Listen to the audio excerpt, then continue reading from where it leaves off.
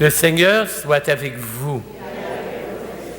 Évangile de Jésus-Christ selon saint Luc.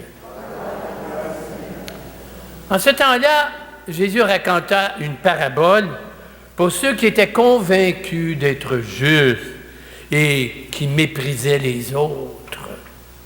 Jésus dit la parole que voici. 2 hommes montèrent au temple pour prier.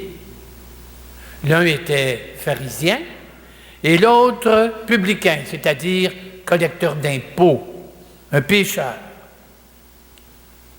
Le pharisien se tenait debout et priait en lui-même.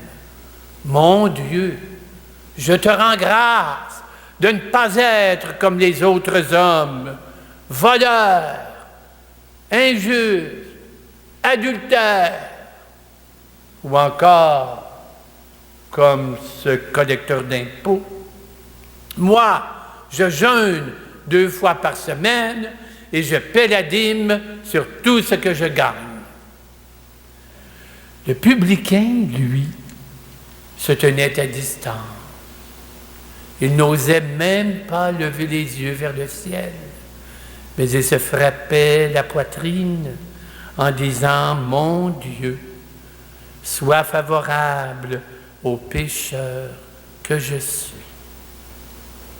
Eh bien, dit Jésus, je vous le déclare, quand ce dernier est retourné chez lui, c'est lui qui était devenu juste, et non pas l'autre.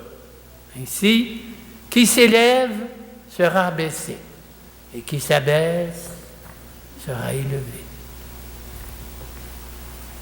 Acclamons la parole de Dieu.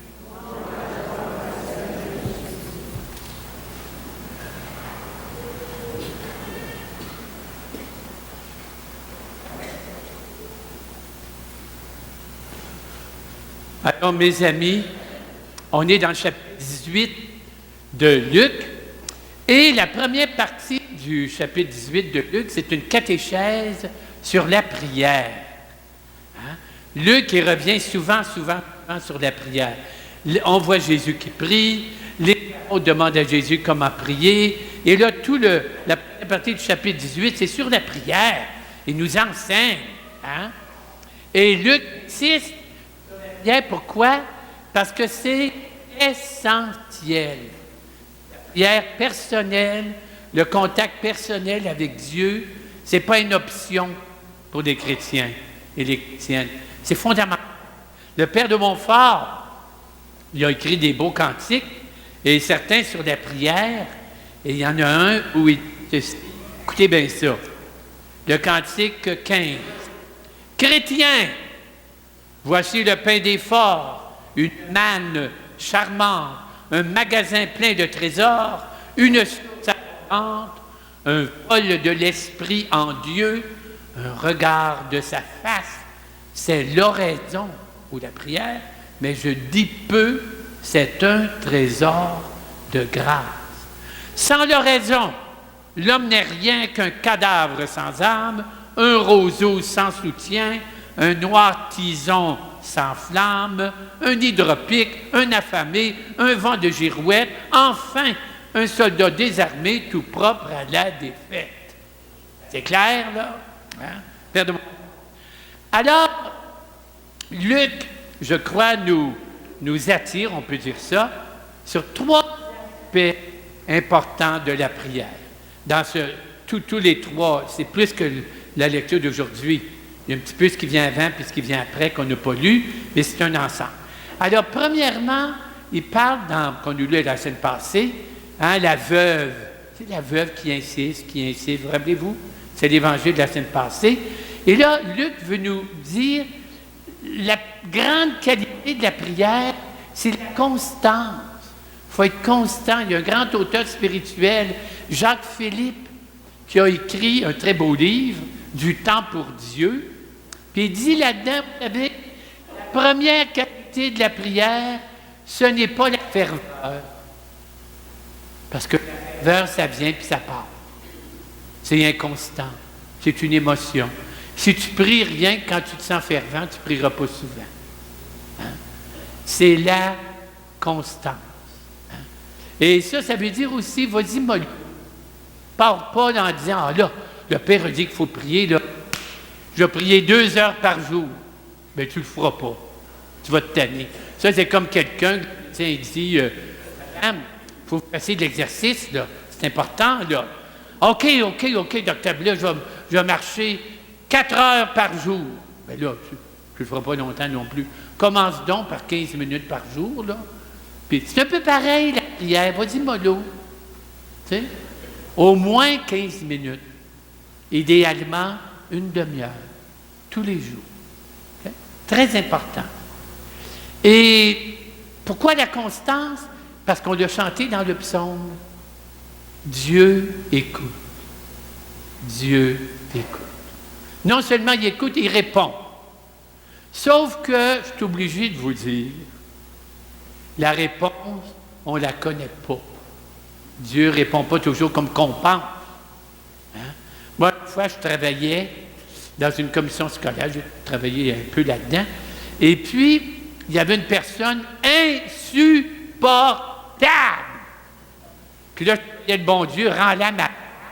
arrange-toi qu'elle ait un accident, je ne veux pas avoir, je vais l'étrangler, puis je priais, puis à tous les matins, partir travailler.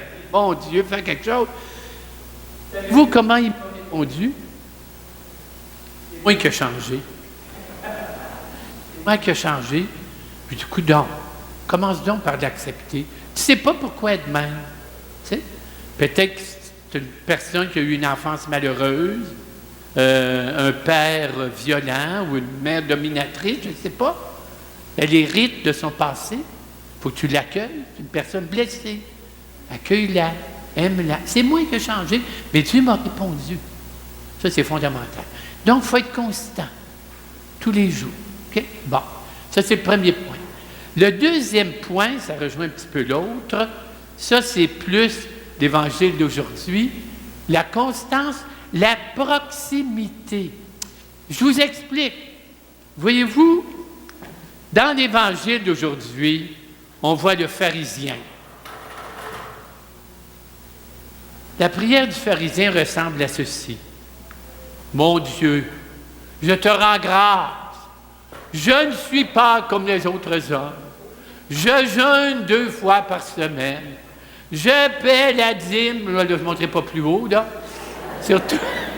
Voyez-vous, c'est une prière qui le sépare des autres, qui le met au-dessus des autres. Bien, ça, ce n'est pas une bonne prière. La prière, elle ne doit pas me mettre au-dessus des autres. Voilà pour la prière du pharisien. Elle doit me mettre proche des autres. Et regardez Jésus. Moi, ça me frappe. Dans l'Évangile, Jésus prie beaucoup, surtout dans l'Évangile de Luc. C'est ceux qui se retirent pour prier. Il s'en va dans le silence. Mais cette prière le prépare, lorsque le jour viendra, à aller voir les pauvres, les malades, les pécheurs. Cette prière le prépare à consoler, à guérir, à aimer. C'est une prière qui le rend proche de Dieu pour pouvoir être les autres. Écrivez ça, là, c'est important. Okay. Troisième, donc, constance, proximité, et le troisième, humilité. Ça, je vous résume ça très vite, parce que le temps passe. Une fois, il y a plusieurs années, j'allais chaque année à un chalet des filles de la Sagesse à Saint-Côme-de-la-Naudière. Je vous ai peut-être déjà raconté ça, j'espère que vous l'avez oublié. Et on recevait des jeunes enfants handicapés au mois de juin, avant que les religieuses arrivent. Okay? Puis moi, j'étais là. Et le camp de Monnier, c'est un beau petit camp en bois rond, assez loin du camp principal. Alors, le matin, peut-être le 10 juin, mettons, là, il faisait beau. Alors, je me mets une petite chemise à manches courtes, puis je sors pour me rendre au camp principal, mais il faisait froid. Il faisait peut-être 8, 9. Tu sais, on est dans les Basses Laurentides, là, Ça peut geler longtemps. Alors, j'avais pas chaud, puis je me dépêchais, puis j'étais inconfortable. Et voilà que j'arrive dans une... Et j'ai senti la chaleur du soleil sur mes épaules. Je suis arrêté là. Ah, j'étais tellement bien, comme un chat qui ronronne à côté du poêle à bois. Ah! Et là, à un moment donné, j'ai eu une drôle d'idée, bizarre d'idée. Je me suis dit, ah! Le soleil est tellement bon pour moi. Qu'est-ce que je pourrais rendre au soleil en retour? Qu'est-ce que je pourrais rendre au soleil en retour? Puis je pensais à ça. Qu'est-ce que je pourrais donner, rendre au soleil en retour?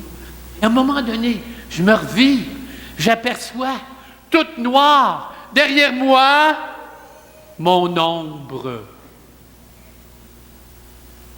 Ben, il n'y a rien que ça que je peux donner au soleil. Mon ombre. Mon besoin de sa lumière et de sa chaleur. Et là, j'ai commencé à prier. Mon Dieu, tu es mon soleil. Je ne peux t'offrir que ma pauvreté, mon besoin de ta vie, de ton pardon et de ton amour. C'est l'attitude du pauvre devant Dieu. On va terminer en nous... rappelez-vous les trois. Les trois. Le premier, c'est la constante. Le deuxième, oui, puis le troisième. Oui, mais là, c'est écrit. OK. Alors, on va se tourner vers la Vierge. On va la prier. Un peu spéciale. Vierge Marie, ce qui me frappe dans ta vie, c'est que la première prière qu'on y entend n'est pas la tienne, mais c'est la prière de Dieu qui s'adresse à toi à travers l'ange Gabriel et qui te prie en disant « Marie, laisse-moi entrer chez toi, accueille-moi dans tout ce que tu es, dans ta chair et dans ton âme, dans tes nuits et dans tes jours, dans tes rêves et dans tes peurs. Accueille-moi, ô Marie. Ainsi, en toi et à travers toi, dit Dieu, je pourrai habiter la vie des êtres humains pour les aimer et les guérir. Vierge Marie, maintenant, moi, je te prie, fais que ma prière soit toujours une porte grande ouverte à Dieu pour qu'il entre dans tout ce que je suis, dans tout ce que je ressens, dans tout ce que je vis, et que ma prière permette à Dieu de m'habiter, de me guérir, pour qu'à travers moi, il rejoigne les autres pour les aimer et les consoler. Amen.